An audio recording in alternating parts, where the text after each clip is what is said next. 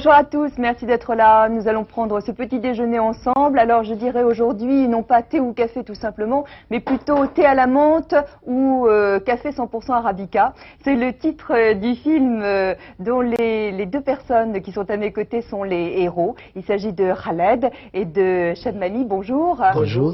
Ça fait très plaisir de vous voir, d'autant plus que je viens d'apprendre que vous vous connaissez bien, mais que c'est la première fois que vous vous retrouvez sur un plateau tous les deux. Oui. Ouais. C'est la première fois où on tourne un film. Bon, c'est la première fois, et c'est pour ça qu'on est là ensemble pour parler du film, pour de Alors 100% que vous arabe. connaissez bien parce que tous les deux vous êtes algériens. Oui. Hein, tous les deux, vous avez une carrière en parallèle, assez proche d'ailleurs, hein, l'une de l'autre. En fait, on se connaît depuis Oran, quand on a commencé les mariages, lui de son côté, moi. Et voilà, et ici à Paris, bon, il y a un café qui est à côté d'Ivry. De temps en temps, on se rencontre, on boit Des quoi? on boit des verres d'eau ensemble. On boit des verres d'eau ensemble. Voilà. Non, on trinque ensemble. Quand même. On trinque ensemble. Alors on va boire du quoi? Du thé à la menthe ou plutôt Ah, du thé, moi du j'adore café? du thé, je suis pas café. Thé à la menthe et pour vous Un thé, oui. un thé aussi. Alors Ouais. je vous sers deux thés. Pendant ce temps-là, nous prenons connaissance de l'actualité. Le journal est présenté par Isabelle Bouloc. À tout de suite. Merci beaucoup Isabelle, merci Patrice. Avec moi deux invités. En effet, c'est rare d'avoir deux invités à la fois, mais c'était important de vous réunir tous les deux puisque vous êtes réunis dans un film, Khaled et Chebmani. Il s'agit de 100% Arabica, un film de Mahmoud Zemouri. C'est un film, une comédie avant tout. C'est la victoire du rail sur une religion, je dirais, obscurantiste. Hein, ce sera un peu ça. Hein. Oui, c'est vrai. Je pense que le raï même, il a joué un grand rôle en Algérie et c'était une musique qui a été un petit peu tabou, que les gens ne veulent pas écouter en famille dans le temps et elle a joué un grand rôle, c'est de faire cette espèce d'ouverture, de casser les tabous, de parler normal et en plus c'est le langage de la rue aussi, cette musique.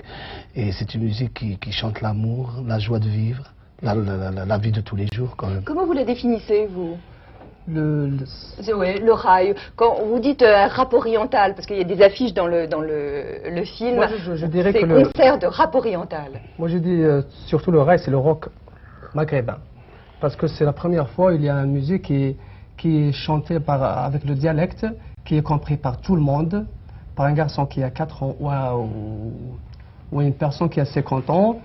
Et comment on chante la vie... Comme Tatin, alors. Exactement. Et comment on chante la vie quotidienne, bien sûr, les problèmes de la jeunesse et ce décalage qui est entre l'ancienne génération et la nouvelle. En fait, c'est un style musical, c'est nouveau pour nous. Quand on chante un style, là où il n'y a pas de poésie, c'est surtout direct. C'est-à-dire que vous parlez de la vie, du quotidien et de la réalité des gens. Et aussi Exactement. le fait de casser les tabous, parce qu'il y avait une espèce d'hypocrisie en Algérie dans le temps, jusqu'à présent quand même. Et c'est une musique qui... Le problème de cette musique, c'est le dialecte. On a plusieurs dialectes en Algérie, que les jeunes ne comprenaient pas notre dialecte oranais, les gens de l'Ouest, ou les gens de l'Est, ou bien les gens du centre algérois, qui ne comprenaient pas jusqu'au 79 où je me suis émigré chez moi pour la première fois. Je suis allé à Alger pour faire connaître cette musique. Et j'avais enregistré un titre qui s'appelle Shira Nebreha. Ça veut dire Shira, ça veut dire une fille. Nebreha, c'est je l'aime. Et à Alger, c'est là où j'ai compris quelque chose. À Alger, les mômes, ils sont venus me voir dans un concert. Enfin, je me produisais dans une espèce d'un lieu qui s'appelait le village africain. C'était un village africain en plein été, que les gens sortaient, c'est une boîte de nuit. Et les jeunes venaient me dire, oui Khaled, c'est bien, vraiment, tu es le seul Algérien, un jeune qui parle le direct, le langage, notre langage de la rue. Je dis, mais qu'est-ce qui se passe? Oui, je parle de l'amour et tout. Moi, pour moi, j'ai cru que ça... Le mec, il me dit, oui, la chanson qui vient de sortir là, qu'on aime bien, c'est Shira. Et j'ai dit, ben, Shira, tous vous aimez des filles, quoi. Il n'y a pas de lézard. Ils me disent, non, Shira, à Alger, pour moi, à Oran, c'est Shira, ça veut dire fille. Et à Alger, c'était drogue douce, hein, c'était touch. Rien à voir. Voilà, rien à voir. Et c'est là où j'ai tenté de rire. J'ai dit, mon Dieu, qu'est-ce qui se passe? Et c'est là où j'ai commencé à faire comprendre, grâce à les médias, grâce aux journaux, grâce aux gens, qu'ils ont compris ce que je chante dans mon langage, dans mon dialecte, quoi. C'est devenu une langue universelle. Universelle, et c'est devenu aussi, ça a fait beaucoup de rapprochements, ça a rapproché les jeunes qui sont un petit peu éparpillés de partout, et qui comprenaient les Oranais comment on parle, et les autres, nous aussi, on comprenait les autres comment ils parlent. Et la force qu'il y a dans cette musique, c'est qu'on a touché chez même nos voisins marocains et tunisiens, qu'ils ont formé des groupes raï qui chantaient à leur langue, aussi il y a une différente langue entre marocains et tunisiens et algériens. Et après, je me suis décidé de partir en France. Quand je suis venu ici maintenant, c'est devenu une mode. C'est devenu aussi, il y a d'autres jeunes qui sont beurre, qui ne maîtrisent pas bien l'arabe, de mon langage oranais, qui forment aussi d'autres groupes qui font cette musique. Alors, Khaled, regardez cette photo. C'est joli, ça. C'est à côté de la Poste, non? Non, c'est la rue des Flandres où j'ai grandi. Ça s'appelle la rue des Flandres. Elle est restée toujours la rue des Flandres. Des Flandres? Flandres, oui. Alors, vous êtes le petit? Moi, je vais montrer ça aussi à la caméra pour expliquer oui, aussi. On montrera mieux, oui. Là, vous êtes là c'est moi là. C'est vous le petit. Là, c'est moi. Là, c'est ma grande sœur maintenant, qui s'est mariée avec Alger. Là, c'est mon. Ça, c'est l'aîné. Ouais. Il y a un autre qui n'est pas là. Et ça, c'est mon petit frère qui jouait de la musique à un moment. Et il est mort, le pauvre. Voilà, c'est qui s'appelle Mohamed. Vous êtes issu d'une famille de 5 enfants? De 5, je peux dire même, on était 3, 4, oui, de 6. Jeune mamie, je voudrais que vous regardiez ces images qui vont venir, parce qu'elles sont assez anciennes. Vous aviez 14 ans, c'était une sorte de radio-crochet, hein, je crois que c'est ça. C'était en 82, oui. Ouais, c'était en 82, on va les regarder, on les commentera plus tard. D'accord.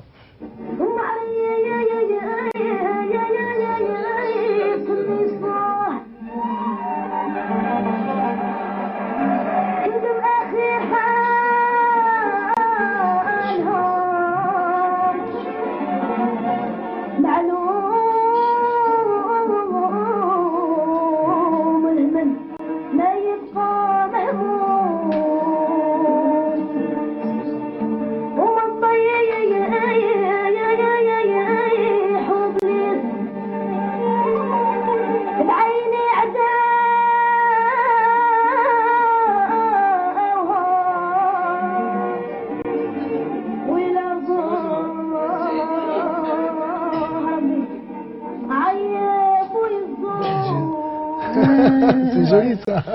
Vous n'avez pas changé. Non, c'est vrai, c'est un extrait d'un document intitulé Le Môme qui est passé, je crois, sur Arte. Ouais. Ce sont des images tout à fait étonnantes. Vous les connaissiez, j'imagine, ou vous aviez déjà vu? Bien sûr, ouais. Moi, c'est là où je l'ai découvert. Moi. Et c'était à 14 la première fois, voilà, 14 ans, et c'était la première fois où je chante devant 3000 personnes. Pour moi, j'avais un trac énorme. Mais bon, parce que j'avais l'habitude de chanter, de faire des mariages, de faire des petits concerts pour le familial, voilà, pour mon quartier. Mais là, c'était pour moi, c'était et en fait, c'est là où j'ai eu le déclic, c'est là où j'ai compris que c'était la chanson, c'est moi, c'est ma carrière, voilà. Vous êtes arrivés tous les deux, on dira, dans les années quoi, 85, 86 86 pour vous, 86, oui. Ouais. Bon, vous, en fait, vous avez fait des carrières en parallèle, hein, en parallèle, c'est un peu la même chose, parce que tous les chanteurs en Algérie commencent par les mariages. Il y a un début pour tout le monde, c'est qui est pareil. Pour moi, c'était un peu dur, parce que moi, j'habitais à Saïda, et il y a 150 km, et j'étais obligé d'aller à Oran pour que je puisse enregistrer mes cassettes. Et à Oran, on l'appelait la capitale du rail. Parce que vous êtes oranais, hein? Oui, lui, il est privilégié, lui. Lui, il habite dans la capitale. Et en fait, c'est le rail, comme il est né dans l'Oranais algérien. Bon, moi, c'était un peu dur de trouver des taxis et d'aller à Oran. Alors vous avez commencé à chanter aussi dans les mariages. Je sais que votre père n'était pas du tout favorable à ça. Pas du tout d'accord. Quand vous chantiez, il venait vous pêcher et puis il vous ramenait à la maison. Mais ce qui me gênait, c'est qu'à un moment où j'étais accueilli par une personne qui avait un grand cabaret, une grande boîte de nuit qui était super bien. C'est un genre de château qu'il a construit à la Corniche, à Oran. J'étais mineur, où je me produisais, quand il venait des flics, je me cachais dans les loges. C'était interdit, j'étais mineur. Mais mon père, c'est vraiment, il me dérangeait parce qu'il stationnait dehors, il ne pouvait pas rentrer dedans. Mais il m'attendait à la sortie, quoi, toujours à la sortie. Quand je le vois, des fois, il me déportait, il me disait, il y a ton père dehors. Je sortais de l'autre côté.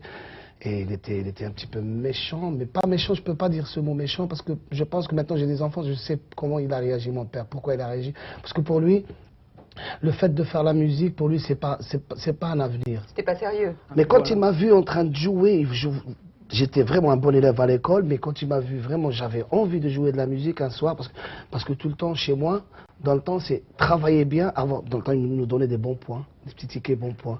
Alors ça, quand je le montre ça à mon père, il me donne 10 balles, ou bien il m'achète quelque chose, une petite montre, quelque chose comme ça, quoi, un petit cadeau. C'est pour qu'il nous encourage. Et mon père, quand il a vu que je jouais de la musique, il travaillait, c'était un flic dans un garage policier. Il est parti chez les menuisiers, je sais pas moi, qu'est-ce qu'il a fait. Et il m'a fabriqué une guitare que je l'ai toujours chez moi à Oran. C'est mon père qui l'a fait faire, quoi, cette guitare. Il a travaillé à un moment et quand j'ai gagné, je sais pas moi, je suis monté au CM2, je me rappelais plus. Il vous l'a offert. Il m'a offert, il me dit, ok, tu veux faire de la musique, tiens la guitare, je t'ai fabriquée, mais reste à la maison, joue à la maison. Ne sors pas dehors, ne fais pas ça dehors, voilà. Donc il a eu raison de vous inciter à faire de la musique. On sait la réussite qu'est la vôtre à vous deux. On va revoir les grands moments et les points de repère en fait de votre discographie à tous les deux grâce à Marianne Matry. Mamie, c'est le prince, ce qu'on appelle un génie précoce. Au milieu des années 80, à l'âge où d'autres passent leur bac, le môme crève la scène rail. Mais au même moment, le rail a déjà trouvé son roi, Cheb Khaled. Le Maghreb en est fou, la contagion gagne bientôt l'Europe. En 92, c'est l'explosion avec Didi, un phénomène.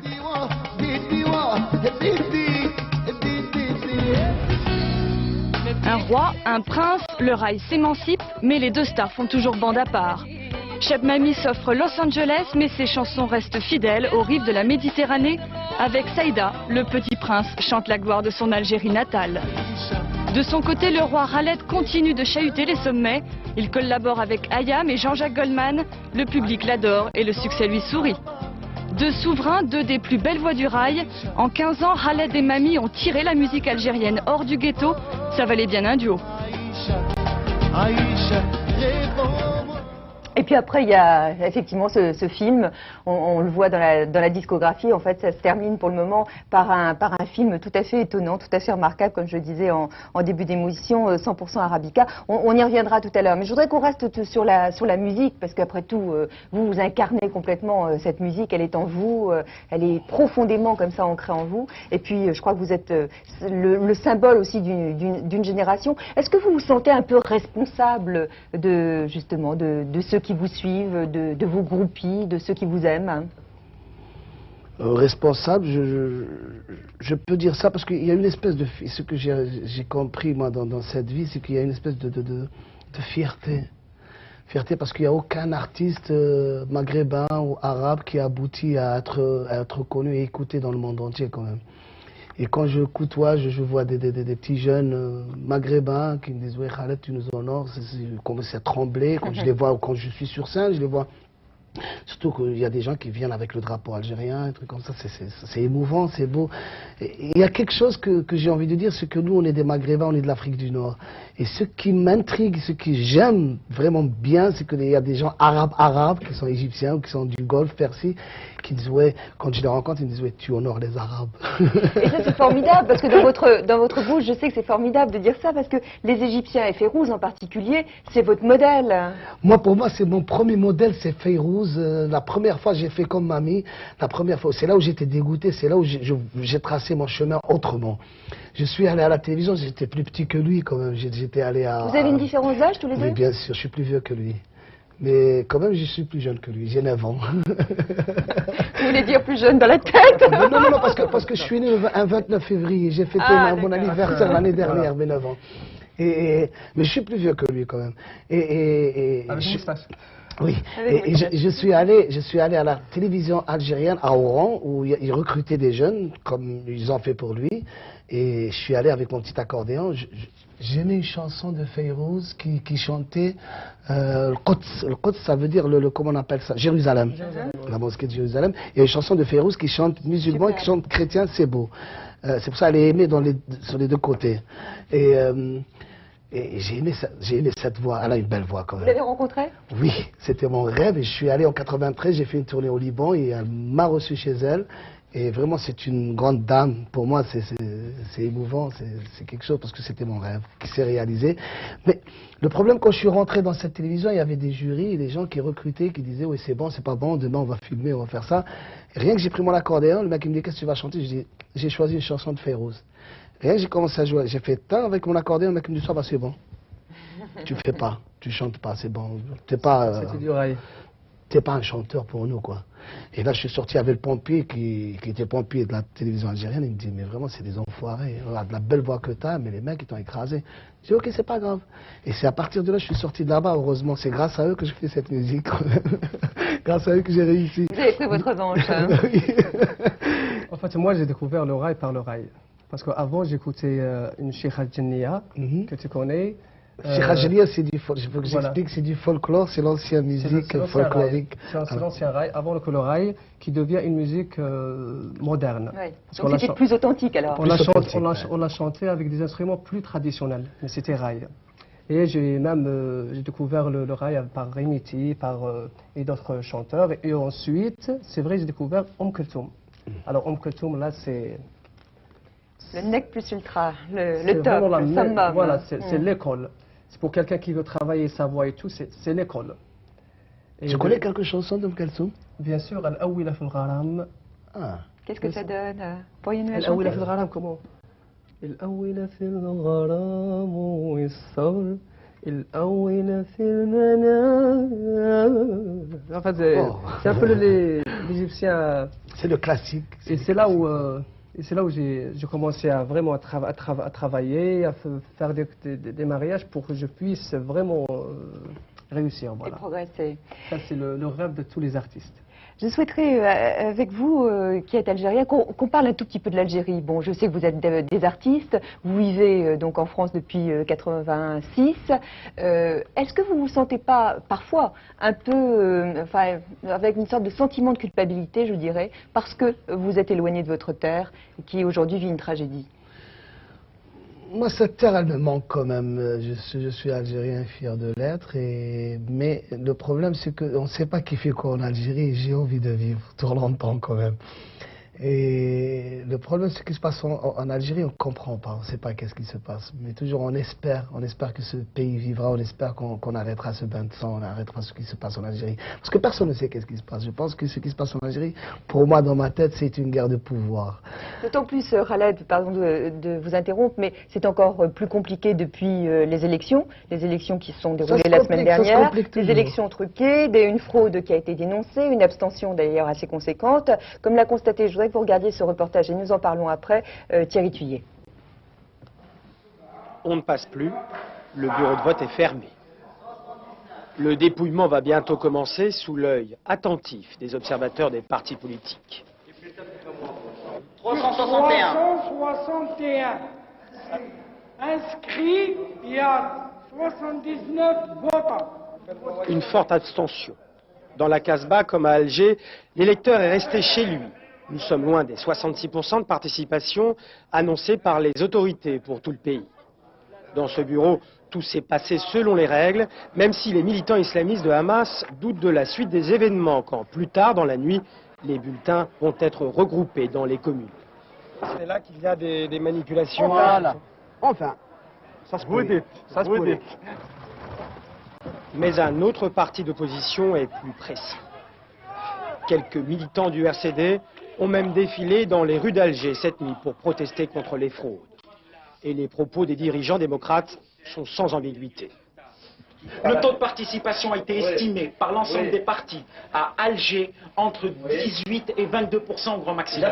Ils annoncent 37%.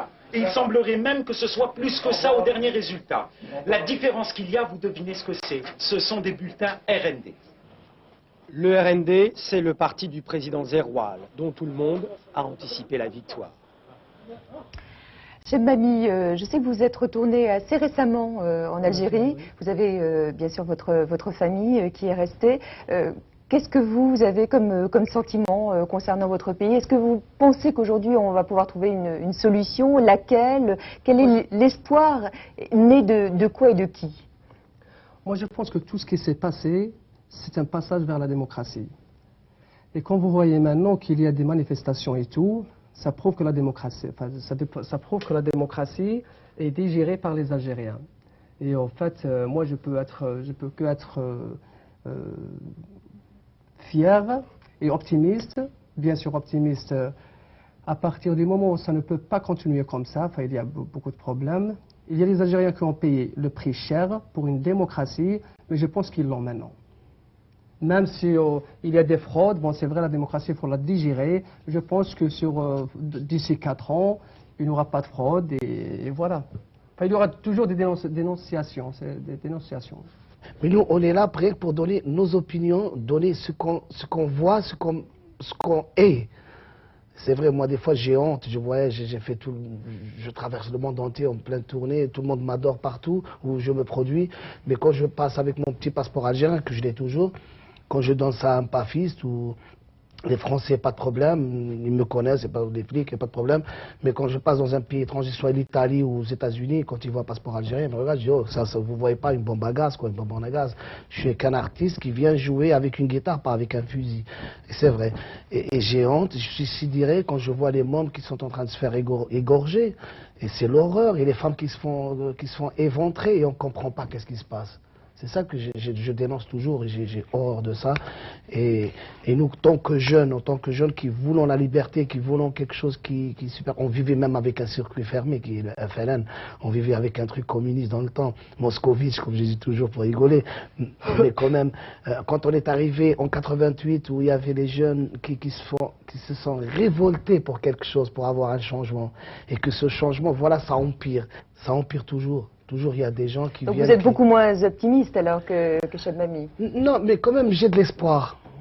J'ai de l'espoir, j'ai pas envie de dire allez-y, révoltez-vous les jeunes, faites la guerre, c'est pas bien ça, et bien faites une guerre civile, c'est pas bien, parce que ça sera l'Europe, ça sera pire que le Liban en Algérie. Si les jeunes ou bien quelqu'un va se révolter, il y aura une merde en Algérie. L'Algérie va couler rapide, vraiment. Elle est déjà, la tragédie est déjà là. Mais quand même, c'est moi, il y a des sacrifices, il y a aussi, on voit ça dans le monde entier. On voit toujours, il y a que des gens meurent pour demander leurs droits, pour faire quelque chose, pour avoir quelque chose.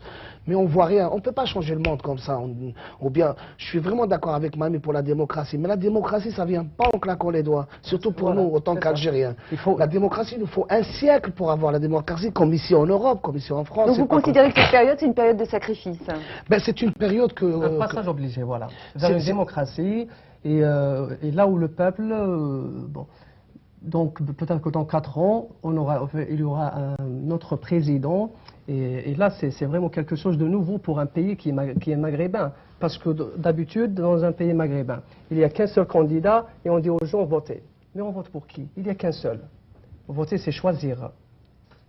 Et là, en Algérie, on voit qu'il y a 4 candidats. Et ça fait plaisir. Oui. On va parler de 100% Arabica, parce que c'est un film tout à fait étonnant, très sympa, vraiment, de Mahmoud Zemouri. Très sympa, quand je dis sympa, c'est vraiment dans le bon sens du terme, parce que c'est une comédie dans un sens légère, mais à la fois, il y a du fond.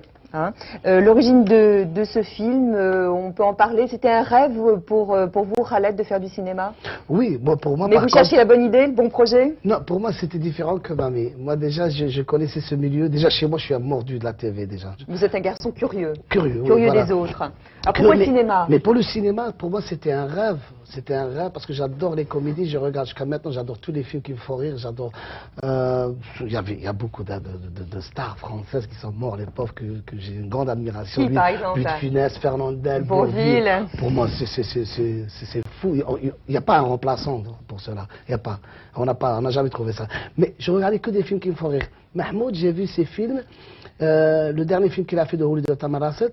Alors je l'ai appelé, je lui ai dit écoute Mahmoud, on s'est rencontrés, je lui ai dit écoute, tu es algérien, je suis algérien, tu peux m'écrire un scénario pour moi, j'ai envie de tourner un film.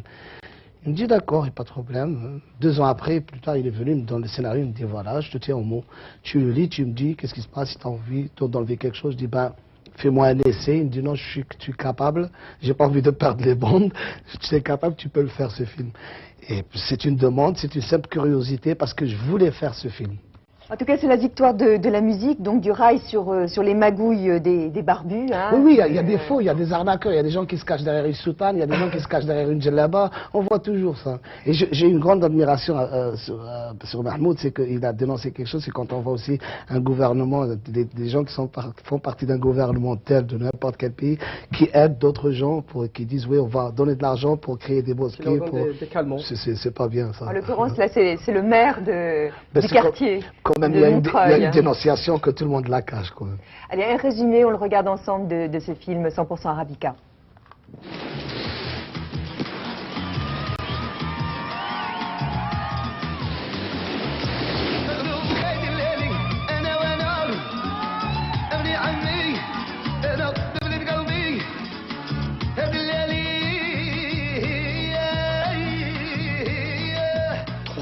C'est tout? C'est la faillite? C'est pire qu'une maladie. Tout le quartier est branché musique maintenant.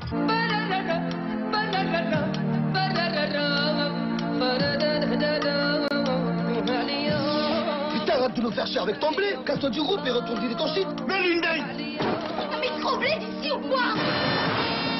Police, personne ne bouge.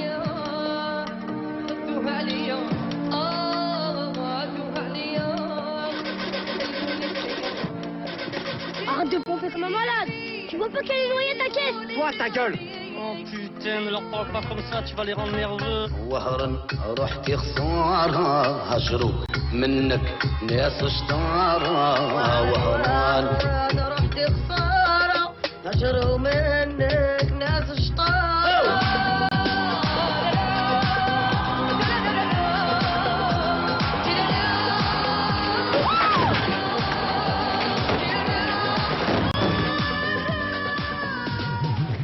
Khaled sans sa moustache, ça a été un grand sacrifice. C'est l'horreur. Justement, quand tu m'as présenté le scénario, Mahmoud, il me dit, écoute, après on a signé le contrat, il me dit, écoute, il faut que tu rases il faut sacrifier tes moustaches. J'ai dit non, je ne peux pas. Après, il m'a tenu au mot, il me dit, Khaled, t'as signé quand même le contrat, c'était écrit dans un petit article dedans. Vous l'aviez pas lu? Voilà. Vous êtes piégé. Parce qu'il voulait que je le fasse, parce qu'il savait que j'étais un bonhomme de cinéma, il savait que, parce que tout le temps, moi je rigole, tout le temps je dis des blagues à l'extérieur de la caméra. je fais le fou. Même devant, hein, vous pouvez.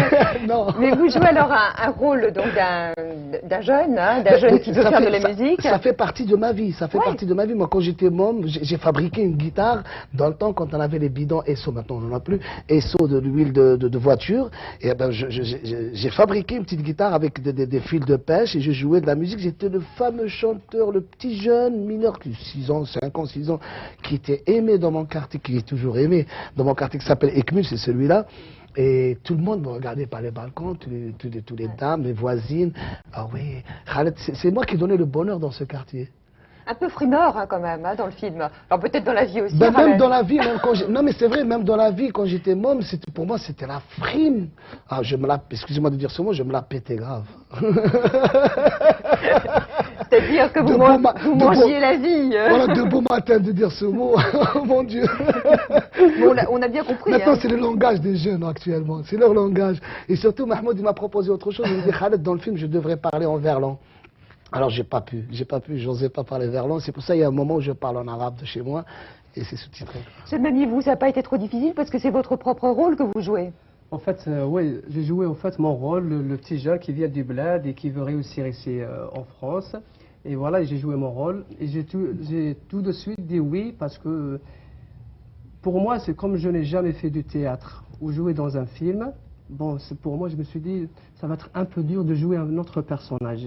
Mais à partir du moment où on joue notre personnage, c'est facile. Hein, c'est facile. Le film a été tourné à Montreuil avec les habitants qui aussi ont participé au film en tant que figurants. Tant mieux pour Mahmoud parce que tout le monde venait me voir et passait comme ses figurants sans les payer. Il y a plusieurs gens qui sont venus pour demander des autographes, des photos. Pour moi, et lui, vraiment, il était content parce qu'il ne les a pas payés. Marianne Matry, vous réglerez le problème tous les deux. Marianne Matry s'est rendue donc sur le lieu de tournage à la rencontre de ceux qui ont participé à 100% Arabica. Ce quartier, je l'ai découvert en passant par derrière. Au-dessus de cette palissade, je l'ai découvert. C'est un quartier complètement caché parce que quand on passe, on a l'impression que qu'il n'y a rien derrière. Et finalement, j'ai découvert ce quartier qui est génial. Finalement, on n'avait pas beaucoup de décors, donc on avait 85% des décors déjà prêts. Il fallait juste venir construire cet immeuble et venir avec sa caméra pour tourner.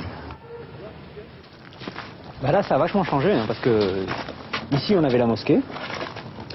Et là, on avait donc une avancée qui faisait mon garage, si tu veux. Donc c'est là que j'habitais. Ça, c'était ma baraque. Et donc j'avais vue sur la mosquée, je pouvais voir tout ce qui se passait, toutes les scènes qui se passaient ici, qui se passaient au café qui était là. Enfin, donc j'avais une vue sur toute la cité. On venait souvent fumer notre cigarette ici. Voilà, on venait squatter ici avec les mômes, avec les figurants. On venait souvent s'asseoir ici. Il y a le petit café qui est pas très loin, on allait se réchauffer. Non mais il y avait de l'ambiance quoi sur le tournage, ça c'est clair. Il y avait donc des Maghrébins, il y avait des Africains, il y avait une ambiance musicale. Ce feeling, cette chaleur. On avait des djellabas là, je sais pas quoi. Ouais, djellabas. Et puis là, on dansait. Il y avait une sorte de casse avec. On dansait avec Cheb Mami et Cheb Khaled. Et là, il y avait un café.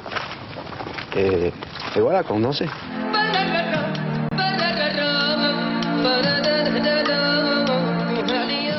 Chapiteau où on dînait, donc il y avait quand même un esprit soudé. Tu sais, dès que tu as plus de 10 arbres au mètre carré, c'est tout de suite chaleureux, quoi. Donc il y avait une ambiance vraiment un peu du pays finalement, parce qu'on pouvait buter à l'amande, des choses comme ça, donc on arrivait à se réchauffer entre nous. Je joue le personnage de Slimane qui est un imam intégriste. En fait, c'est un tartuffe. C'est-à-dire que c'est un type qui gère la mosquée du quartier qui s'appelle 100% Arabica comme une PME. J'étais habillé un jour en imam comme ça, puis je suis sorti du plateau parce que j'avais envie de faire pipi.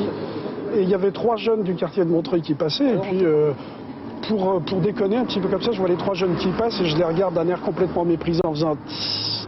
Les 3 jeunes se retournaient vers moi en me disant ça va pas le barbu, t'es pas content? Je dis non, je vous calme tout de suite les gars, c'est un film comme quoi on sent que c'est quand même très ancré dans la réalité. Écoute. Oh, c'est génial.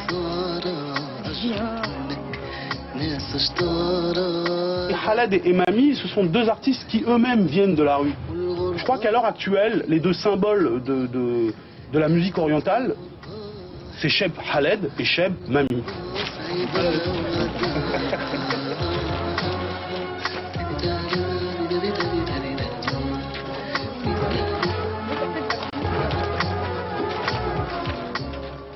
Et 100% Arabica, c'est aussi la difficulté pour les filles de s'imposer vis-à-vis de leurs frères aînés, souvent qui se comportent un peu comme des petits machos. On voit ça chez moi aussi. Ouais. Pour moi, je ne voyais pas ma sœur avec quelqu'un en train de marcher dans la rue ou s'embrasser. Pour moi, c'est... Mais bon, là, c'est... Et aujourd'hui? Non, là, c'est bon, là, je l'ai compris. Mais bon, c'est vrai, quand on vit, moi, quand je vivais dans mon quartier, il y a tellement, comme on dit, nif, c'est ça? Nif, ça veut dire nif. La fierté. La fierté. C'est notre... Voilà, c'est un peu la fierté. Non, mais moi... Le nif, c'est la fierté. Nif, voilà, c'est le mot de fin, quoi. Voilà, c'est nos copains. Voyez ma sœur avec un autre, là, ce serait vraiment l'humiliation. Voilà. Excuse-moi, Mami, pour moi, dans ma tête, c'est une jeune Algérienne, moi, cette mentalité, je l'ai enlevée depuis que je suis né. Je l'ai dit tout à l'heure, moi, j'étais victime de la mentalité. Mais moi, je l'ai compris. Moi, pas du tout. L'éducation donnée par vos parents. L'éducation, c'est pas bien. Écoutez, la fille, quand elle a envie de faire quelque chose, elle le fait. On la tient pas. Ça, même un homme, c'est clair. Même pour moi, mes parents, ils m'ont tué. Mon père, il me tabassait avec une matraque, un crafage, il m'a tué. J'ai passé des nuits dans des cellules.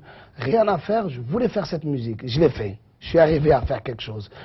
C'est comme ça. Un jeune ou une jeune fille, on n'a pas le droit.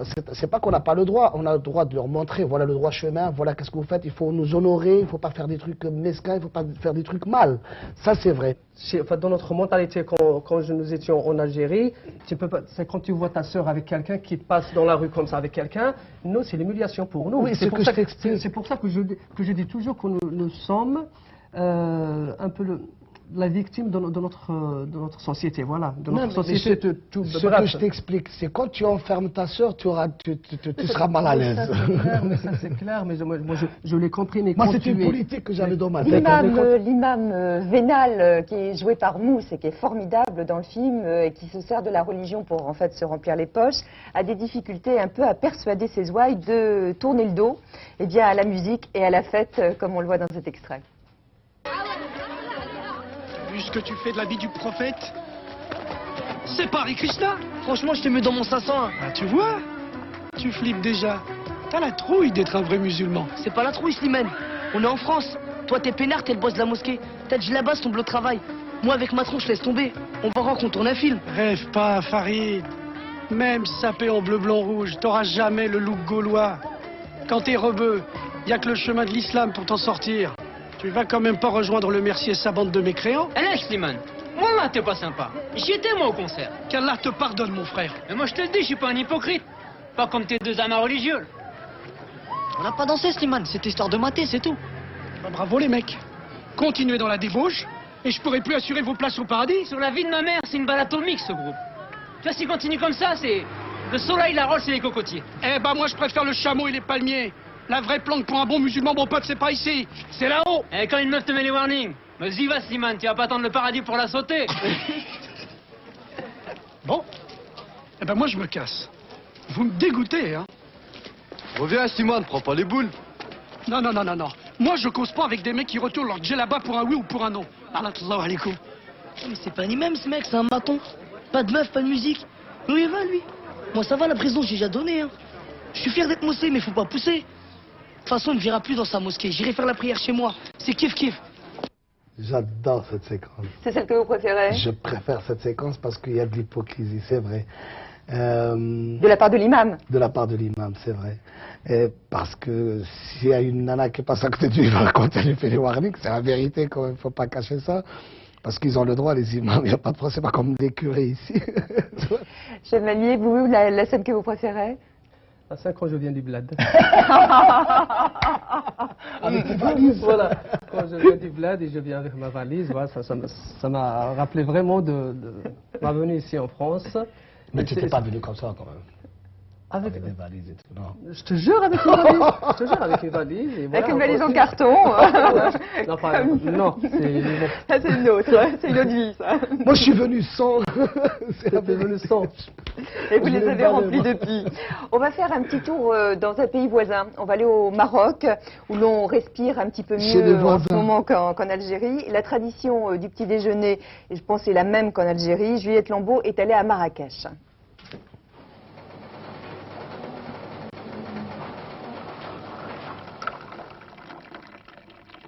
Boisson officielle version marocaine, le thé à la menthe, incontournable et finalement pas si compliqué à préparer. On fait bouillir l'eau et puis on met le thé d'abord au fond de la théière et on met la menthe et le sucre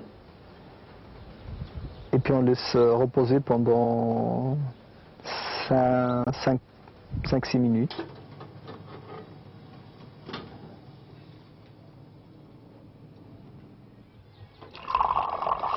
Servi bouillant, une seule règle, en boire plusieurs verres.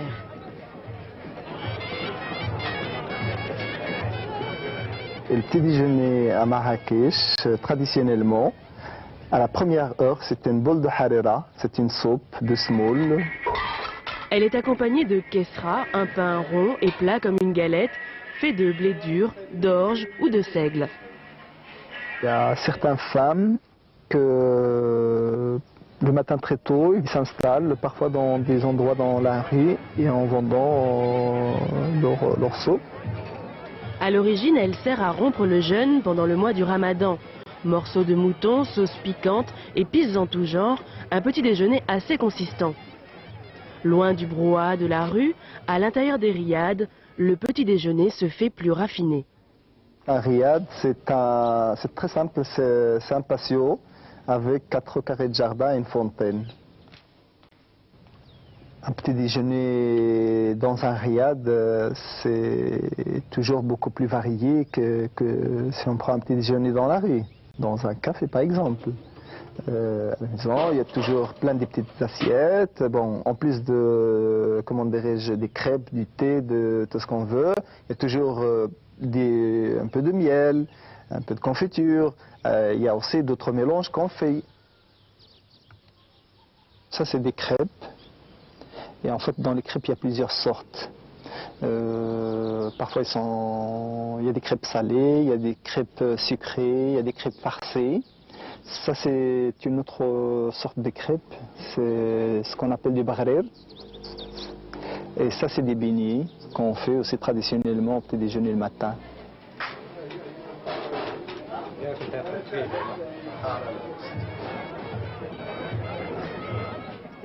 C'est terrible de nous montrer ça de bon matin, voilà, parce que ça, c'est un régal le matin de manger les beignets. Ça, alors comment vous les appelez là, les galettes avec les trous? Ça s'appelle le barré comme il a dit, mais moi chez moi, parce qu'il y en a des gens qui à Oran, tout le monde blague. Hein. Alors ils me disent en France, il y a le, ils me disent en France, il y a le millefeuille, et nous on a le mille trous. Les trous. Pas de cake avec du miel, c'est excellent. Benoît nous revient après quelques semaines d'absence. Vous étiez parti pour le guide du routard. Il a un métier formidable. Son métier, c'était de voyager. Il est parti au Sri Lanka.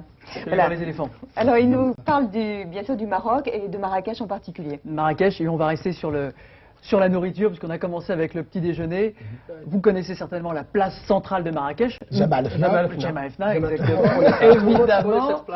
Et je trouve, je ne sais pas si vous serez d'accord avec moi, que le meilleur moment pour appréhender cette place, c'est à la tombée du soir, quand les diseuses de bonne aventure rangent leurs boules de cristal, quand les charmeurs de serpents ont fait coucou panier avec le serpent, les danseurs berbères rangent leurs clochettes également, et puis là, quand on se met sur une terrasse, notamment du Glacier ou de l'Hôtel de France, on voit la transformation de cette place. On voit des voitures à bras arriver, en général elles sont de couleur bleue, des cuisiniers en blanc, et ils poussent leurs voitures à bras, qui sont des cuisines ambulantes, ils se mettent sur la place.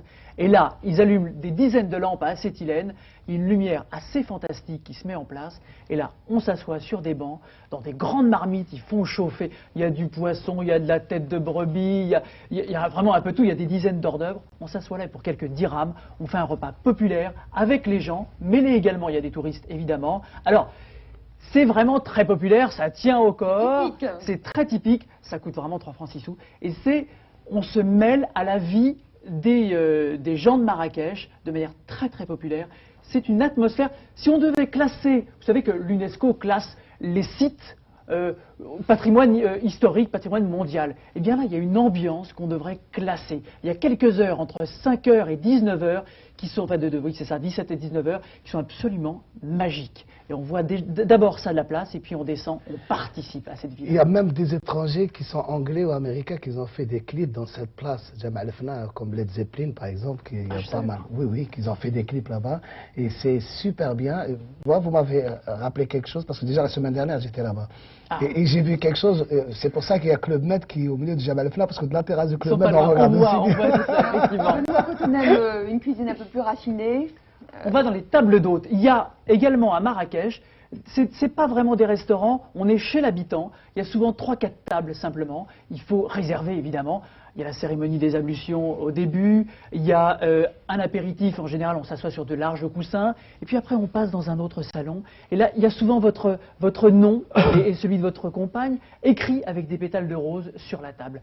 Il y a un fond de musique berbère qui suinte d'un salon d'à côté, il y a une atmosphère tout à fait magique, et là c'est la pastilla évidemment, ce grand gâteau feuilleté, fourré au hachis de pigeon ou au poulet, saupoudré de sucre glace à la cannelle, absolument très superbe, bon. C'est très très fin. Il y a évidemment. Attendez midi pour nous dire ça. Bientôt. Mais vous commencez à la préparer dès maintenant. Il faut se défendre, hein.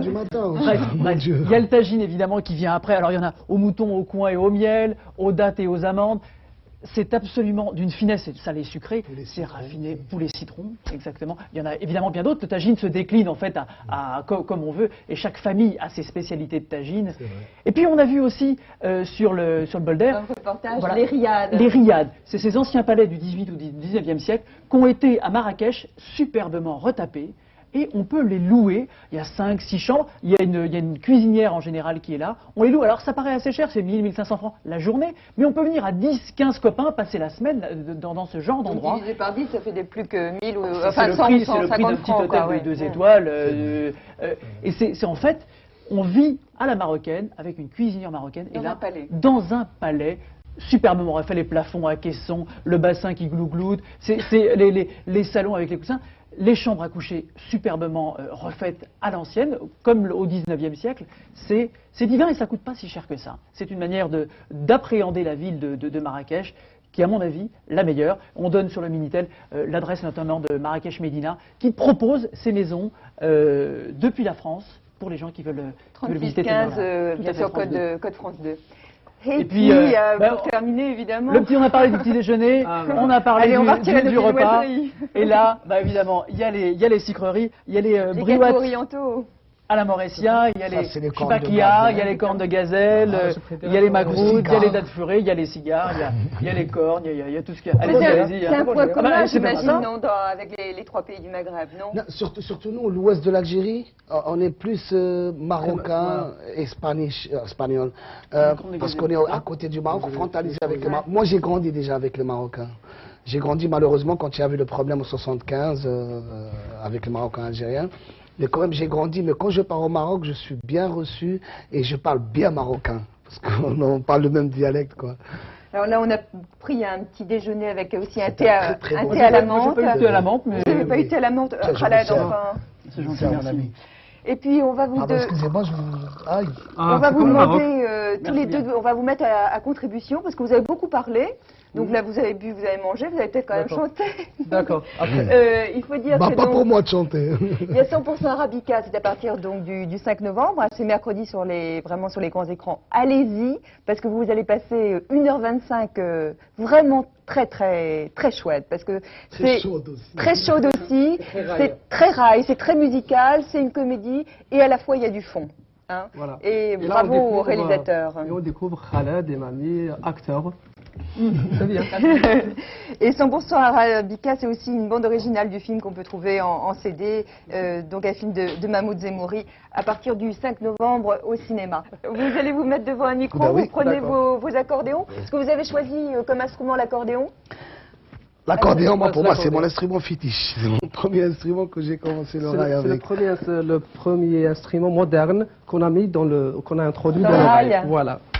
Et puis je voudrais dire qu'on se retrouvera samedi prochain pour une nouvelle émission. Je recevrai Daniel Picouli, l'écrivain. On parlera du Goncourt et on parlera du Goncourt aussi des jeunes, le Goncourt des lycéens. Et Marcel Marceau, le mime, sera également là avec moi dimanche. Je voudrais aussi remercier Michel Pêche pour l'exposition 9 jeunes artistes. Ce sont des collages et il nous a prêté quelques-uns de ces collages qui sont ici dans ce décor. Jusqu'au 7 novembre, on peut admirer donc ses œuvres à la galerie du Square Louvois dans le 2e arrondissement à Paris.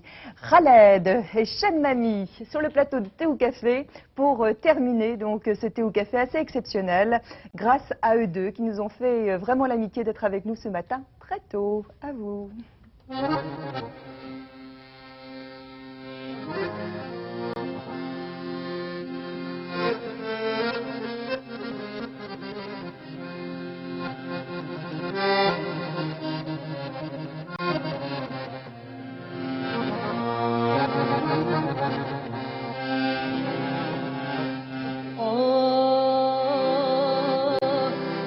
تبغيني ما تديرينيش باساج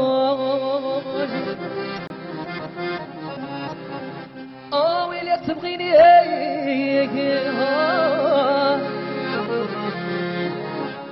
ما تديرينيش باساج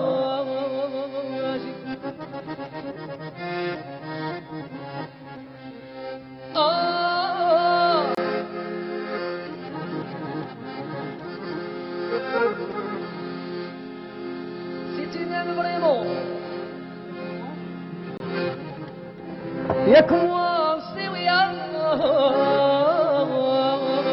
ويلي تبغيني ما تديرينيش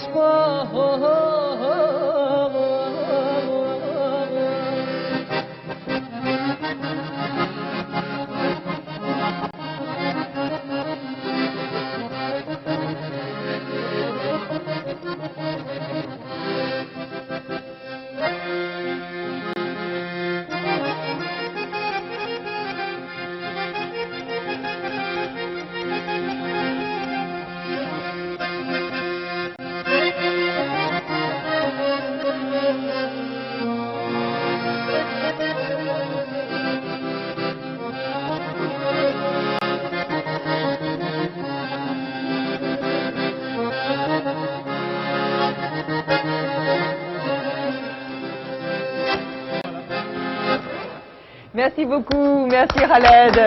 Merci beaucoup, chef Nani. Et puis, merci surtout de nous avoir régalé pendant cette heure de thé à la menthe et de café 100% Arabica. On se retrouve la semaine prochaine. Très bonne semaine à vous. Merci.